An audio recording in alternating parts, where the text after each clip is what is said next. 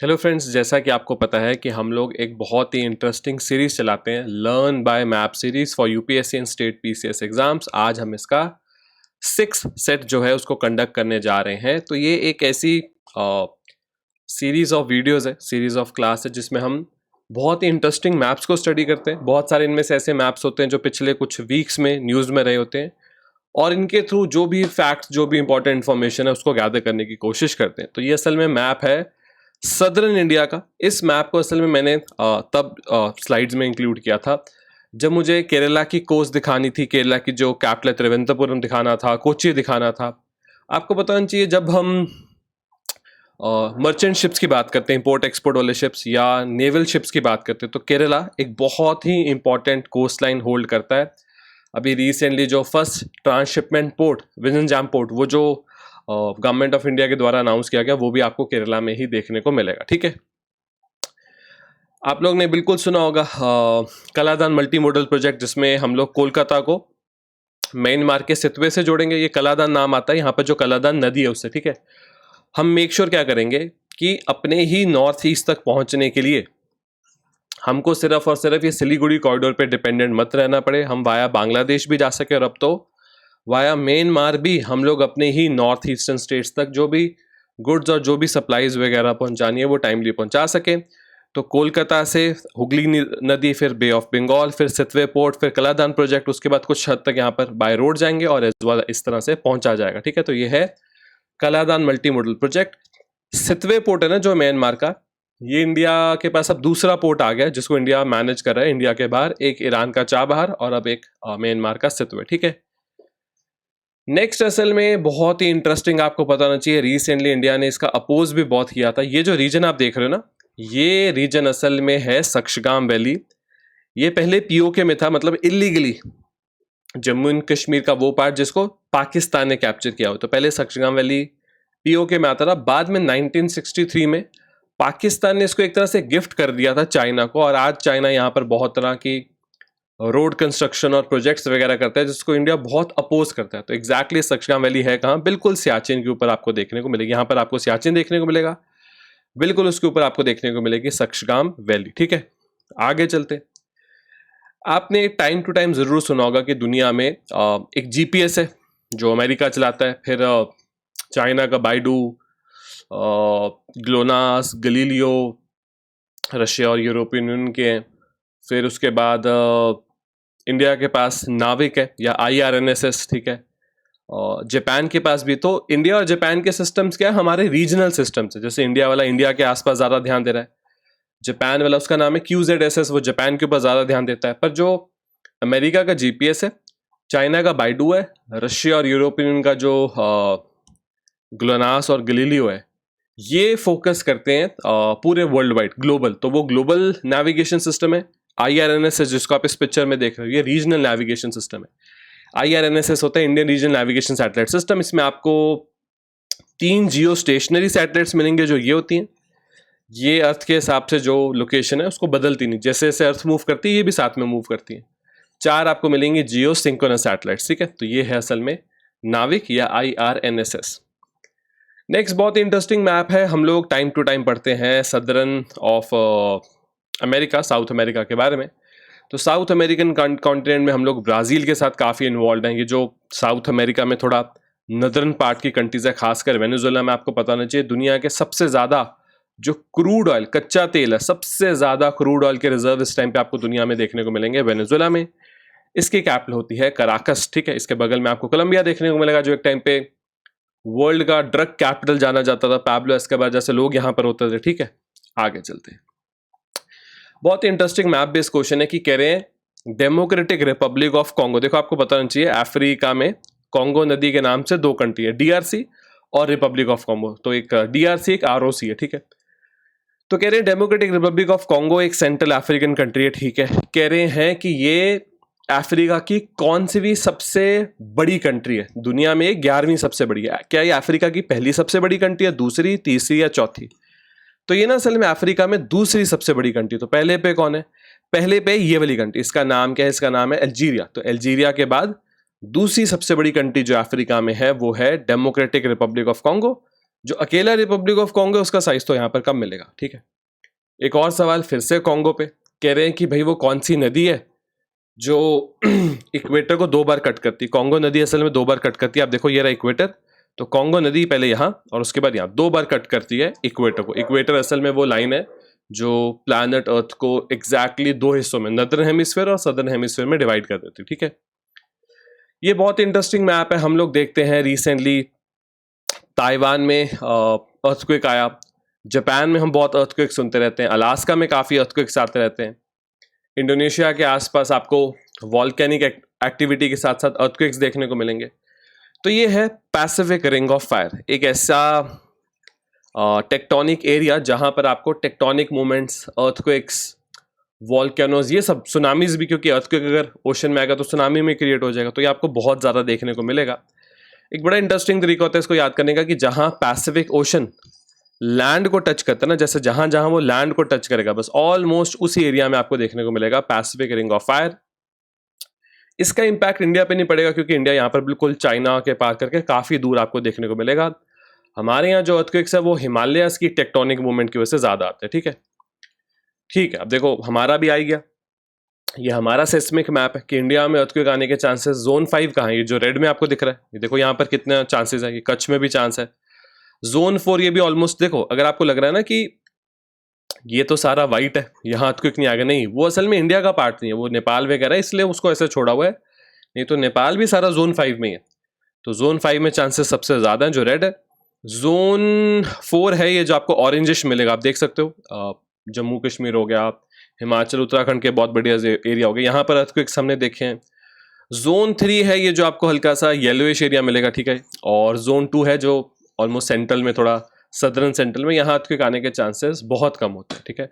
तो seismic map of India या earthquake prone map of India 4 zones में बटा हुआ है, जोन 2 से जोन 5 के बीच में, ठीक है। नेक्स्ट चलते हैं। ये असल में बताया क्या है, ये ना एक बड़ा इंटरेस्टिंग एनिमेशन है जो आपको ये दिखा रहा है कि किस तरह से नेटो एक्सपैंड होता रहा। तो नेटो जब बना लेट 1940s में, उसके बाद कैसे आप देखो धीरे धीरे 1950s में ये लोग यूरोप में ज़्यादा से ज़्यादा पेनिट्रेट कर रहे हैं, और यहाँ पर कहीं है यूएसएसआर, ये सोवियत यूनियन है। तो किस तरह से धीरे धीरे आप देखो 90s में, 2000s में, ये धीरे धीरे पहले जो यूएसएसआर था अब रशिया की तरफ जा रहे हैं। देखो ये बहुत सारी कंट्रीज एकदम से अलग हुई, यूएसएसआर टूटा लेट 1990s में, सॉरी अर्ली 1990s में यूएसएसआर टूटा, बहुत सारी कंट्रीज फ्री हुई और उसको नेटो ने अपना मेंबर बना लिया। तो 2017 तक, और अगर आपको मैं बताऊं यूक्रेन कहाँ है, ये है यूक्रेन। तो यूक्रेन अगर मेंबर बन जाए नेटो का तो रशिया को बहुत चिंता हो जाएगी, ठीक है। तो किस तरह से 2023 तक अगर आप देखो तो बहुत सारी कंट्रीज असल में नेटो मेंबर बन चुकी है, और इसका बहुत चिंता होता है रशिया को, क्योंकि नेटो मतलब सिंपली रशिया का एनिमी, ठीक है। तो आप देखो लेट 1940s में क्या था, ये सारा एरिया खाली पड़ा है, अभी कुछ नहीं है नेटो, और फिर उसके बाद कैसे कैसे धीरे धीरे सारा एरिया बिल्कुल ही बिल्कुल नेटो में चला जाएगा। ये आपको तुर्की देखने को मिलेगा, ठीक है।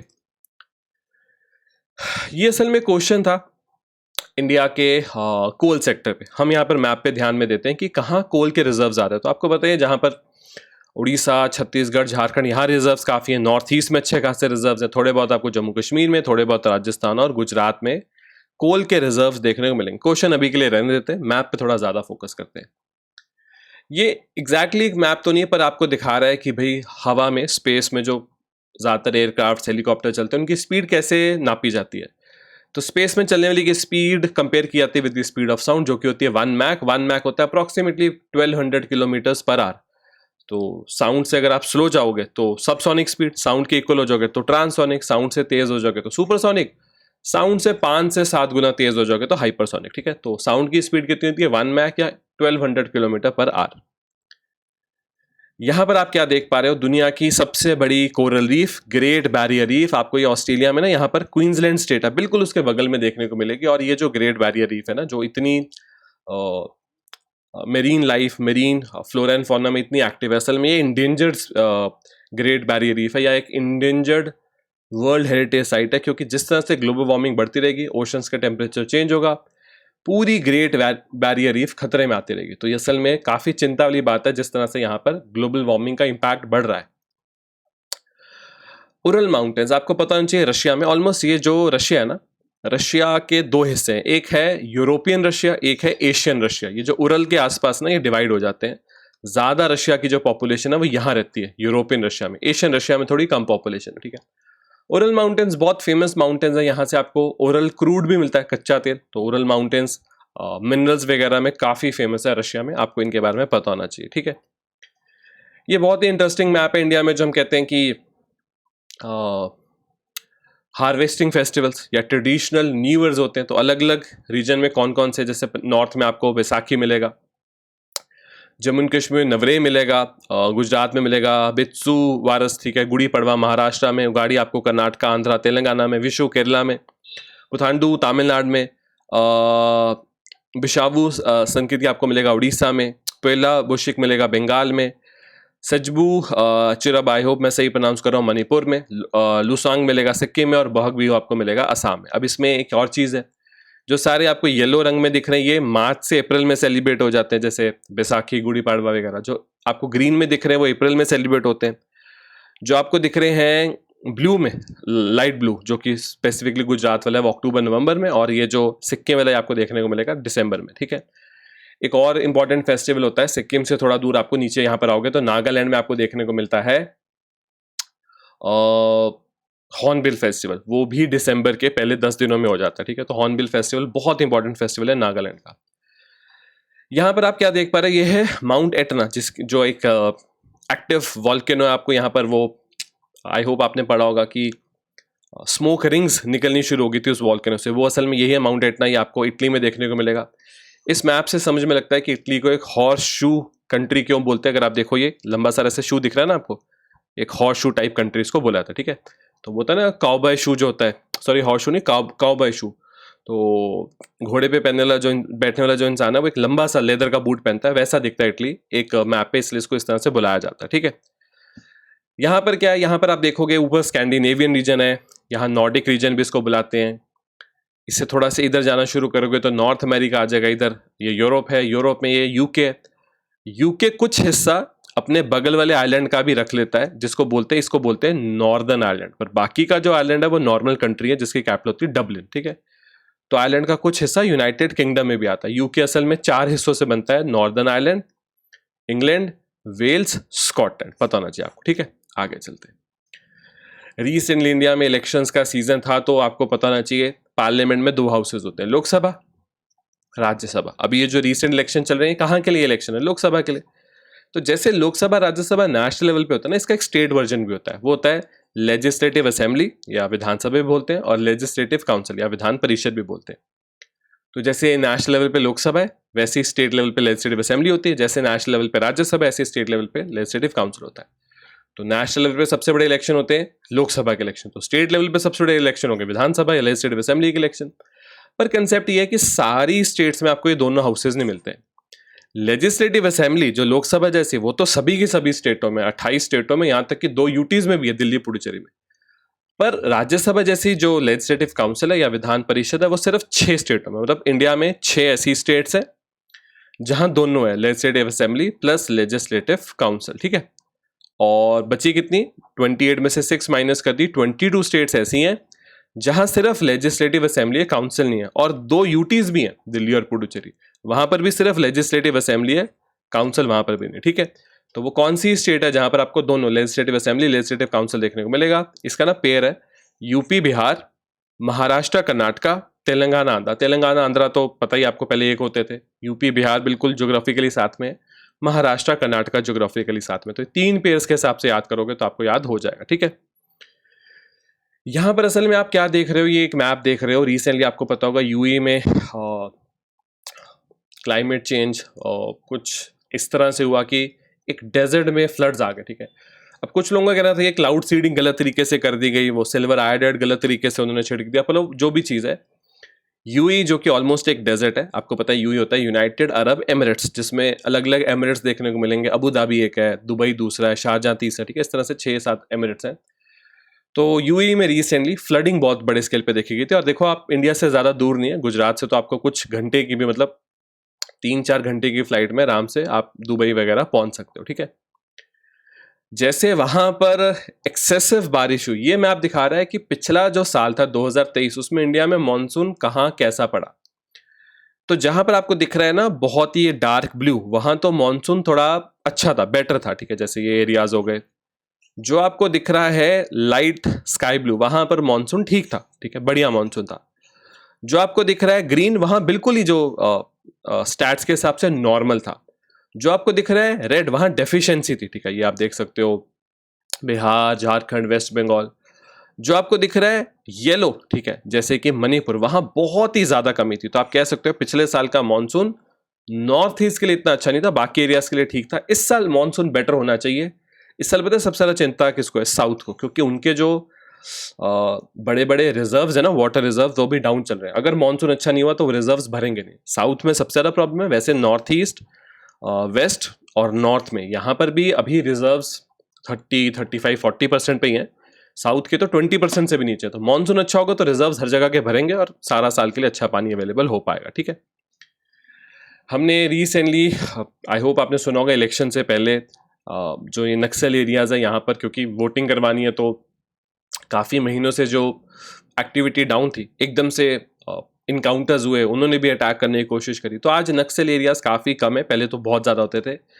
आज आपको छत्तीसगढ़, थोड़ा बहुत उड़ीसा, थोड़ा बहुत झारखंड, इन्हीं रीजन्स में ज़्यादा नक्सल प्रॉब्लम देखने को मिलेगी। इसको कई बार एक internal terrorism problem of India भी बोला जाता है। नक्सल जो लोग हैं, जिनको माओवादी भी बुलाते हैं, ये असल में होते इंडियंस ही हैं। बस इनकी सोच इस तरह की है कि इनको लगता है कि जो पावर में है वो हमारे लिए ठीक नहीं सोचेगा, तो हमें पावर में आके खुद से चीज़ों को ठीक करना चाहिए, ठीक है। ठीक, ये बहुत इंटरेस्टिंगली दिखा रहा है एमपी। और अगर आप देखो ये मैप पुराना है, क्योंकि एमपी से अगर आप देखो छत्तीसगढ़ अलग नहीं हुआ, झारखंड बिहार से अलग नहीं हुआ, उत्तराखंड यूपी से अलग नहीं हुआ, चलो ठीक है। एमपी में जो रीवा रीजन है, यहाँ पर ग्वालियर दिखा रहा है, आपको पता होगा ग्वालियर से जो सिंधिया रॉयल फैमिली वो भी आती है। इसी रीजन में आपको जो चंबल नदी है वो सब भी देखने को मिल जाती है। जो चंबल की घाटी है वो आपको बिल्कुल राजस्थान, यूपी और एमपी के ट्राई जंक्शन पे भी देखने को मिलता है, ठीक है। ये एक डायरेक्टली मैप का तो नहीं, पर इंटरेस्टिंग क्वेश्चन है। कहते हैं कि भाई जुपिटर और मार्स के बीच में जो ये बहुत सारे आपको एक चट्टानों की बेल्ट देखने को मिलती है, इसका नाम क्या है? इसका नाम है एस्टेरॉयड बेल्ट। कई बार यहाँ से बड़ी बड़ी चट्टानें अर्थ की तरफ भी आ जाती है, फिर हम उसको मीटियोइड अलग अलग नाम भी देते हैं, ठीक है। वो जब एंटर करती है एटमॉस्फेयर में तो बर्न होने लग जाती है, तो कहते हैं कि भाई एक टूटता तारा दिख रहा है, वो असल में ये बर्न हो रही होती है। बड़ी बड़ी रॉकी चट्टानें बोलो इनको, या बहुत बड़े बड़े रॉक फॉर्मेशंस बोल लो, ठीक है। यहाँ पर असल में हम क्या देख रहे हैं, एक सवाल है, मैप बेसिक क्वेश्चन है। कह रहे हैं कि भाई एक पतला सा समुद्री रास्ता जो दो बड़ी लैंड बॉडीज के बीच में से निकल के जाए, उसको क्या बुलाते हैं? उसको स्टेट बुलाते हैं। आप इस मैप को देखो, दुनिया की फेमस स्टेट्स हैं, बाबल मंडाब है, जबलाल्टर स्टेट है, मलक्का स्टेट है, हरमूज स्टेट है। जैसे आप देखो यहाँ पर भी लैंड है, यहाँ भी लैंड है, पतला सा रास्ता है, इसको बोलते हैं स्टेट ऑफ जबलाल्टर, और मेडिटेरियन सी में आप एंटर कर सकते, ठीक है। तो दो बड़े लैंड मास के बीच में से जो रास्ता निकलता है, जो दो बड़े ओशंस को जोड़ रहा होता है, उस रास्ते को बोलते हैं स्ट्रेट, ठीक है। दो कंट्रीज आपको मिलती हैं ये, ईरान, इराक के ऊपर, रशिया के नीचे। वैसे तो तीन होती हैं, यहाँ तीन कंट्रीज का ग्रुप बनता है, जॉर्जिया, अर्मेनिया, अजरबैजान। पर इसमें से अजरबैजान, अर्मेनिया आपस में बहुत लड़ते हैं इस लैंड मास को लेकर। ये होता है नगोर्नो काराबाख, इस जमीन के हिस्से का नाम है नगोर्नो काराबाख। पहले इस पे थोड़ा ज्यादा कंट्रोल अर्मेनिया का था, पर पिछले कुछ टाइम में जो वॉर्स हुई इसमें अजरबैजान ने ज्यादा कंट्रोल ले लिया। अर्मेनिया को रशिया मदद कर देता था, पर अभी कुछ टाइम से मदद कर नहीं पा रहा, ठीक है। ये बड़ा इंटरेस्टिंग एक न्यूज है कि डिपार्टमेंट ऑफ पोस्ट ने सेकंड ब्रांच ओपन कर दी है पोस्ट ऑफिस के, कहाँ? एंटार्क्टिका में। तो इंडिया के पोस्ट ऑफिस की सेकंड ब्रांच इन एंटार्क्टिका। अब यहाँ पर आप बहुत अच्छे से देख सकते हो कि एंटार्क्टिका में बहुत सारी countries, Germany, south Africa, India, south Korea, US, China, Russia, सबके आपको स्टेशंस मिलते हैं। आर्टिक स्टेशन, हमारा जो मैत्री और भारतीय स्टेशन है वो भी किस लोकेशन में एंटार्क्टिका में आप उसको देख सकते हो, ठीक है। रिसर्च स्टेशन होते हैं। यहां पर हम क्या देख सकते हैं? हम देख सकते हैं सियाचिन ग्लेशियर। आपको पता है कि हर साल हम लोग ऑपरेशन मेघदूत को याद करते हैं, जिस ऑपरेशन के थ्रू 1984 में सियाचिन ग्लेशियर को इंडिया का पार्ट बना लिया गया था। तो ये है असल में वो सियाचिन ग्लेशियर। और 1984 से पहले थोड़ी सी चीजें क्लियर नहीं थी, उसके बाद प्रॉपर इस पे जो कंट्रोल है वो इंडिया का है, और तब से इंडिया ही सियाचिन ग्लेशियर को हैंडल कर रहा है, ठीक है। ये क्या है, जैसे अभी आपको बिल्कुल स्टार्टिंग में सदर्न इंडिया का मैप दिखाया था, ये सेंट्रल इंडिया का मैप है। जैसे इसमें एक शहर फोकस है प्रयागराज, ठीक है। प्रयागराज इसका नाम था इलाहाबाद, और आपको यहाँ पर गंगा और यमुना का संगम भी देखने को मिलता है। कुछ लोग कहते हैं गंगा यमुना के साथ सरस्वती नदी, इन तीनों नदी का संगम आपको प्रयागराज में देखने को मिलता है। यहाँ पर कुंभ मेला बहुत बड़ा फेस्टिवल होता है, ठीक है। ये मैंने आपको बताया सक्सगाम वैली, यहाँ ये है सक्सगाम वैली। ये जो गिफ्टेड टू चाइना लिखा है ना 1963 में, इलीगली 1963 में इलीगली पाकिस्तान ने इस एरिया को इलीगली, मतलब पहले वाले के पास भी इलीगली था और उसने दूसरे को इलीगली ट्रांसफर कर दिया था, और उसके बाद से चाइना यहाँ पर कंस्ट्रक्शन करता है। टाइम टू टाइम इंडिया इसको अपोज भी करता है, ठीक है। तो आई होप आज के इस मैप क्लास में काफ़ी इंपॉर्टेंट मैप्स को आप समझ पाए, जो इनमें से बहुत सारे ऐसे मैप्स हैं जो पिछले कुछ वीक्स या मंथ्स में बहुत न्यूज़ में रहे। तो ये इस क्लास का सेट 6 है। आपको चैनल पे प्लेलिस्ट में जाओगे तो पहले 5 सेट्स भी मिल जाएंगे। लर्न बाय मैप का एक प्रॉपर सीरीज है, और जल्दी हम अपने सेट 7 को भी डिस्कस करेंगे और सारे इंपॉर्टेंट मैप्स को वहाँ पर भी हम समझेंगे, ठीक है। मिलते हैं हम अपनी नेक्स्ट क्लास में, तब तक ले thank you, have a very successful. अगर आपको ये क्लास अच्छी लगी तो आप हमारे चैनल को सब्सक्राइब कर सकते हो, इस वीडियो को लाइक कर सकते हो, उसको शेयर कर सकते हो। Thank you friends, thank you.